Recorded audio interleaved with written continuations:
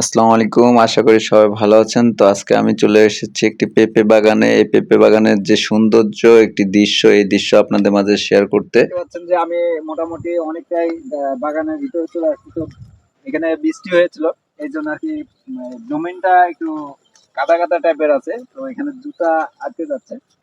তো এখানে বরাবর ভাবে আমরা ভিতর দিকে চলে আসতেছি। তো আপনাদের দুইটা জিনিস দেখানোর জন্য আসতেছি। দেখুন, একটি গাছ যখন আপনি বাসায় আশেপাশে রোপণ করবেন, তখন যদি এরকম ভাবে ফুল আসে, অনেক সুন্দর। কিন্তু একটি আপনার অনেক গাছের প্রতি যে ভালোবাসাটা, এরকম যখনই যেই গাছই রোপণ না করেন না কেন, যদি ফল গাছ রোপণ করেন, তাহলে সেখানে দেখতে পারেন যে এরকম ভাবে ফুল আসে, তখন আপনার মনটা অনেক খুশিতে বা অনেক আনন্দতে ভরে যাবে।